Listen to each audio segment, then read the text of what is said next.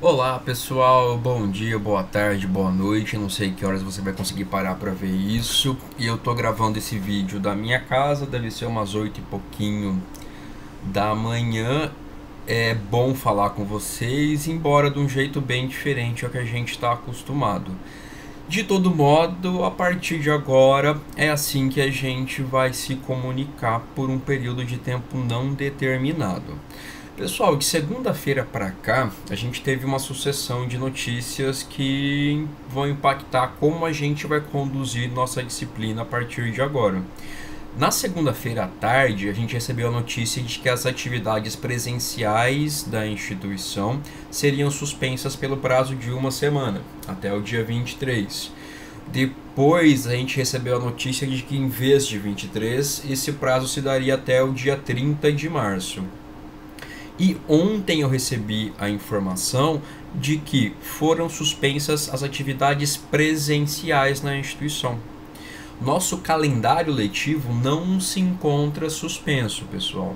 O que aconteceu e por uma deliberação dos diretores, reitores das instituições do estado de Mato Grosso do Sul, um modelo que também está sendo aplicado Brasil afora. As atividades acadêmicas vão ser conduzidas assim, à distância. Vai depender muito de como cada professor como vai fazer, que ferramentas vai adotar, como vai tocar a disciplina a partir dessas limitações. O que eu penso em fazer com vocês é, nós semanalmente vamos nos encontrar por meio de um vídeo. Nesse vídeo, pessoal, eu não vou dar uma aula. A ideia é passar orientações de estudo, a ideia é promover um estudo dirigido. A gente vai começar a usar agora uma coisa que às vezes a gente esquece de utilizar no decorrer do semestre, que é o AVA. O que vocês precisam para a gente continuar a disciplina, passar conteúdo e realizar avaliações vai estar no AVA, e eu vou indicar para vocês onde focar, o que vale a pena ler, o que é bom vocês terem mais atenção, e isso consequentemente vai refletir nas avaliações de vocês. Não é o mundo ideal, é óbvio, no mundo perfeito todos estaríamos em sala de aula, só que dado o contexto em que a gente se encontra, é a ferramenta mais prudente, a medida mais adequada para que a gente cuide da coletividade.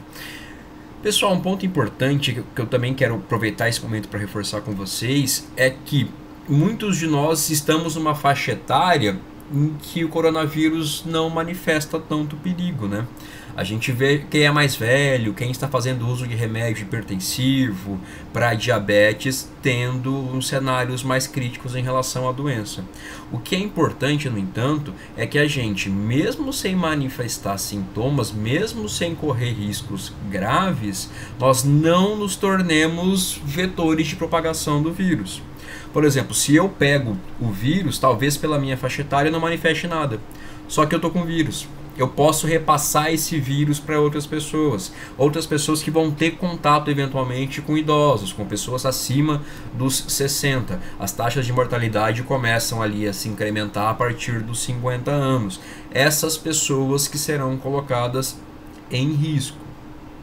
Essas pessoas, além do risco à própria vida, à própria integridade, pessoal, esse contexto que a gente tem visto em vários países do mundo e de forma mais dramática na Itália, essas pessoas acabam demandando o sistema de saúde, seja o público, seja o privado. Nossos sistemas que ordinariamente, sem condições extraordinárias, já não dão conta do recado, especialmente em termos de leito de UTI. Se eu tenho mais pressão, mais demanda dos leitos de UTI, o sistema entra em colapso. Então, eu não estou preocupado com coronavírus porque eu sou novo. Isso aí é uma besteira. Poxa, se você se permite ser um vetor de transmissão do vírus, pode ser que amanhã, espero que isso não aconteça, mas se eventualmente você, um ente querido, precisar de um leito de UTI, porque sofreu um acidente de carro, porque por qualquer razão, pode ser que não encontre esse leito. Pode ser que uma série de indivíduos morra não pelo coronavírus, mas pela falta de atendimento nos sistemas de saúde, repito, públicos e privados. Então é importante a gente ter uma visão do sistema, uma visão macroscópica e saber agora é a hora de realmente tomar medidas que parecem drásticas. Eu fui ao supermercado ontem e fiquei assustado. Não tinha ninguém, numa hora que deveria ter muita gente. De quem estava lá estava estocando produtos. Então é estranho, parece exagerado, mas é a forma mais adequada da gente passar por esse período conturbado com o menor número de problemas possível. Repito, não é o mundo ideal, mas situações extraordinárias demandam medidas extraordinárias também. Da minha parte, vou fazer o possível para que a gente passe por esse período sem prejuízo em relação ao nosso conteúdo, sem prejuízo em relação às avaliações, para que a gente cumpra aquelas missões que nós definimos no começo do semestre, para que a gente veja tudo que temos que ver em direito constitucional. Uma matéria tão divertida e tão importante. Bom, pessoal, feitas essas considerações, reforçando, não é algo da Anhanguera, eu sou aluno também, eu faço mestrado na UFMS, lá a gente não tem nada de aula, alguns amigos iam ter na segunda-feira a primeira aula da vida no mestrado, vão passar praticamente o semestre inteiro sem sequer conhecer os colegas dos professores, e esse é outro ponto importante, acabei de falar para vocês, a gente tem suspensão até o dia 30 confirmada. Não se enganem. Quem fala aqui é o Guilherme, não fala em nome da instituição, mas se a gente observar os padrões de tempo de medidas de reclusão mundo afora, eu diria que nós devemos passar praticamente todo esse semestre sem ter encontros presenciais. Acho que ontem eu vi uma entrevista do Mandetta dizendo em 3 meses de muito estresse até que a gente comece a ter queda do número de casos. Então serão boas semanas, possivelmente bons meses com todas essas limitações que nós temos vivido, tá? Então é importante que a gente já vá concebendo essas formas de condução da disciplina, pensando nisso num prazo indeterminado. Se as atividades efetivamente retornarem no curto tempo, perfeito. Mas o prognóstico é de que isso não aconteça. Então vamos fazendo o melhor para que a gente consiga conduzir as aulas à distância para vocês. Bom, dito isso, falei, não sabemos até quando vai, e nós tínhamos já uma avaliação marcada. Quem assistiu a primeira aula, consultou nosso cronograma, viu que a gente tinha uma avaliação para o dia 24. Como a gente está nesse cenário de mudanças de método, eu resolvi já liberar para vocês uma atividade e dar o prazo até o dia 31 para que vocês façam, tá? No AVA de vocês, essa atividade tá num link no encontro 6. Vocês vão clicar no link, vai aparecer uma janela do Google Forms com orientações sobre a atividade, um enunciado, campos para preenchimento de e-mail, nome, semestre e para resposta também. E-mail, pessoal, eu preciso porque sem esse e-mail válido, vocês não terão comprovação de realização da atividade, tá? Então, quando vocês colocam um e-mail válido lá, ao fim do envio das respostas, vocês vão receber uma cópia das suas respostas com as informações de entrega. Então, é um resguardo para vocês, tá? Não é um favor para mim. É importante para que vocês fiquem tranquilos, porque já aconteceu de eu fazer atividade assim e o aluno dizer que tinha feito, mas é que eu não tinha pontuado. Assim, se você não tiver um comprovante, não tem como a gente resolver essa situação. Nome e semestre, pessoal. Sem o nome, sem o semestre, eu não consigo lançar as notas de vocês, tá? Sobretudo porque é digitado, então nem comparar letras eu conseguiria. Então, esse ponto é importante. E ao fim, um espaço para que vocês coloquem a resposta.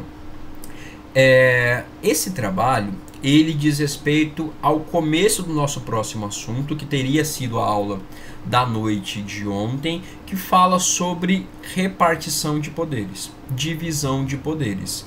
E a partir de agora a gente sai da unidade 1, encerramos federação, para falar desse ponto que é muito mais denso e muito mais importante. Bom, falando sobre trabalho e já adiantando alguns pontos do nosso conteúdo novo. Quando a gente olha para estados, pré-iluminismo, pré-revolução francesa, a gente olha para estados que são essencialmente absolutistas. Eu falo de um estado que concentra em uma só figura todos os poderes do estado. Eu tenho uma figura monárquica, um imperador, um rei, o que seja, que é ele quem vai exercer o executivo, o legislativo, e a mando dele, de acordo com as suas deliberações, o judiciário também será exercido. Que é complicado em relação a isso, atitudes arbitrárias, atitudes desmedidas, uma forma de governar que é frontalmente contra a república, que é o modelo que a gente vai começar a instituir pós-Revolução Francesa. Essa ideia de dividir o poder em algumas facetas, ela vem desde a Grécia Antiga. Mas é no Iluminismo, com Montesquieu, que você vai ter uma teoria mais elaborada de como dividir os poderes. Então, a partir desse momento do desenvolvimento do pensamento político, filosófico, jurídico do mundo, é que eu vou falar, opa, em vez de eu ter um cara que faz tudo, eu vou ter alguns caras que vão se dividir. Eu vou ter separadas as funções de executivo, de executar leis, cumprir políticas públicas, de programar orçamento.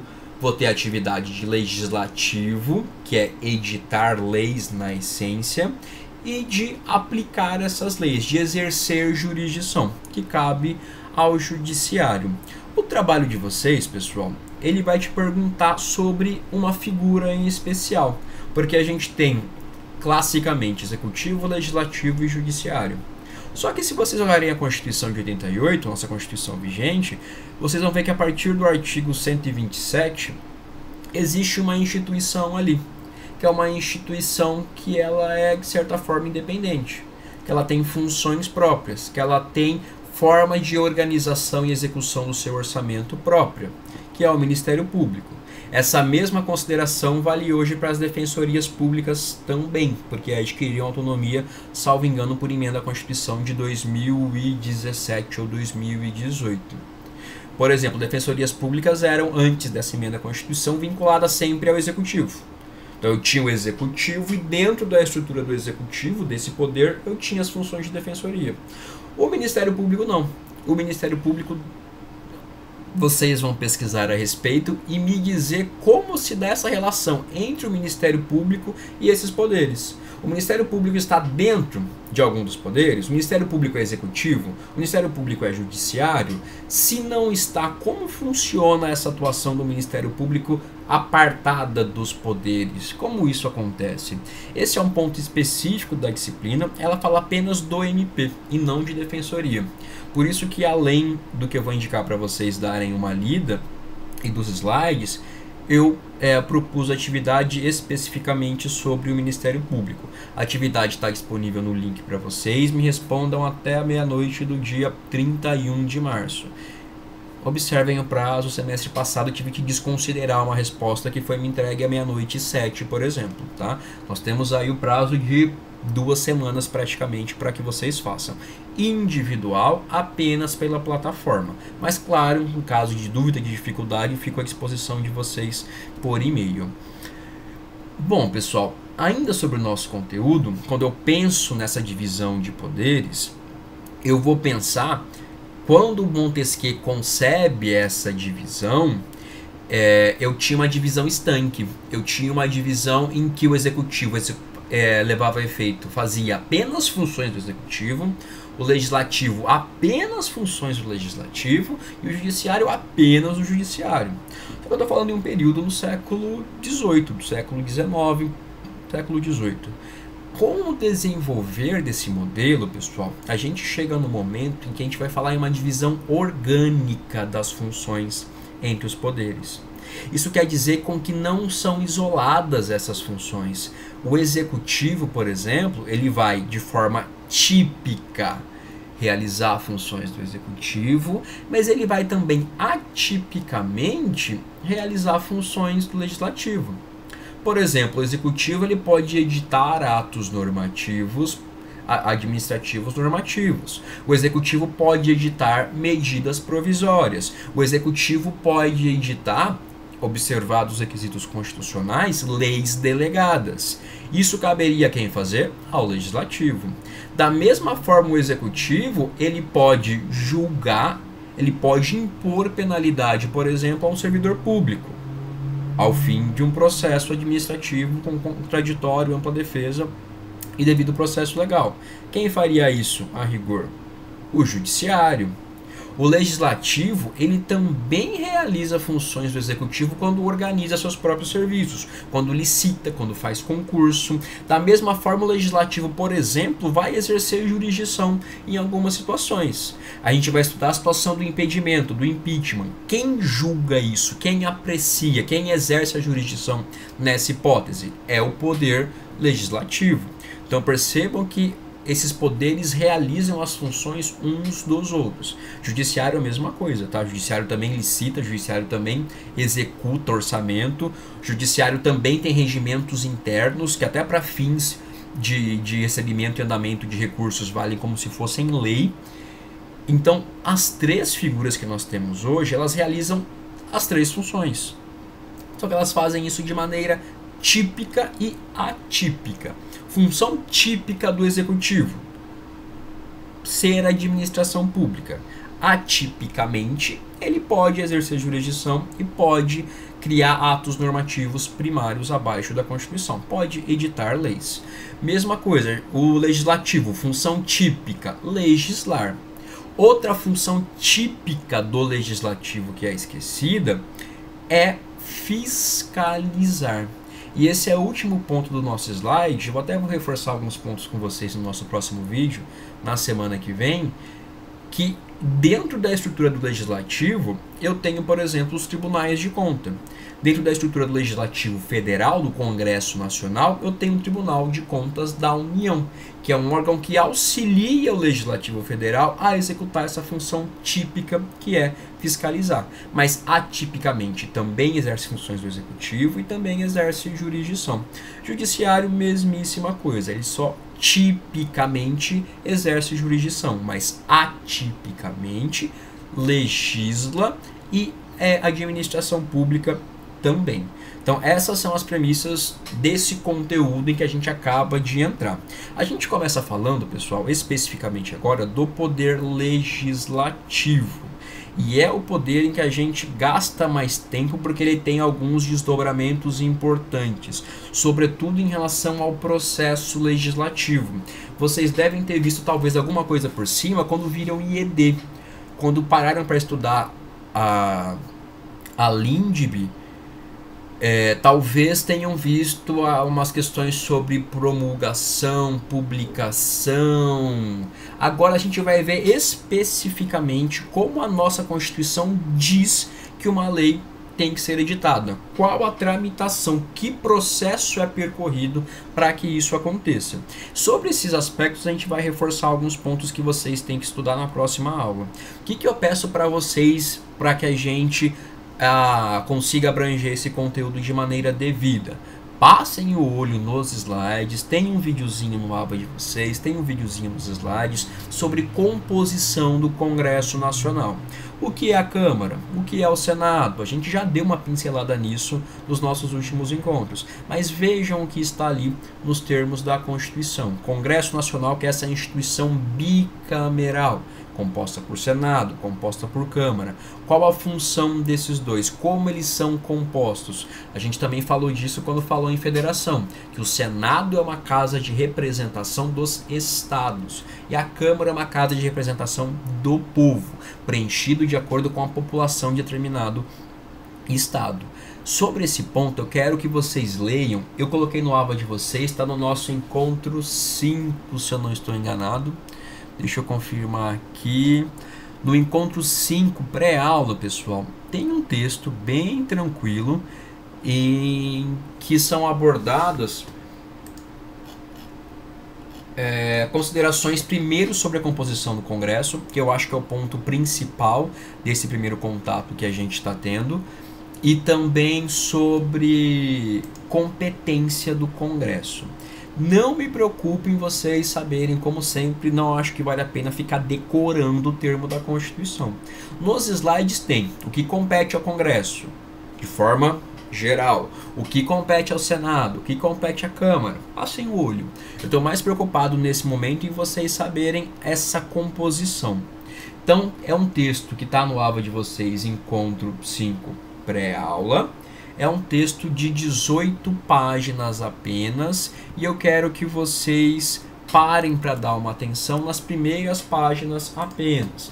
É um texto leve, tem questão de concurso, tem tabelinhas, é bem didático, tá?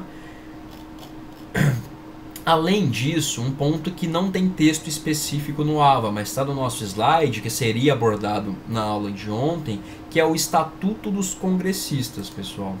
Que é a gente saber um regime jurídico específico que rege e, mais ainda, protege os cargos de senador e de deputado federal. Percebam, eu não protejo o João, eu não protejo a Maria, eu protejo o exercício da função de mandatário do Legislativo Federal. Para proteger o exercício da função, repito, não é proteção individual, não é proteção do João, é proteção do senador, da senadora, do deputado, da deputada. Para proteger o exercício desses cargos, a Constituição estabelece algumas normas. Essas normas, o conjunto delas, a gente vai chamar de Estatuto dos Congressistas. Tem um slide, um esqueminha de como ele se reparte. E eu vou ter primeiro, nesse estatuto, uma imunidade material por opiniões, palavras e votos que esse congressista emane no exercício da atividade e de forma relacionada à atividade em qualquer ponto do território nacional. Por exemplo, se um deputado federal, ele é deputado federal pelo estado de Mato Grosso do Sul, exerce suas funções no Congresso Nacional em Brasília. Só que ele está num evento a título de exercer o seu mandato em algum estado da região norte, por exemplo.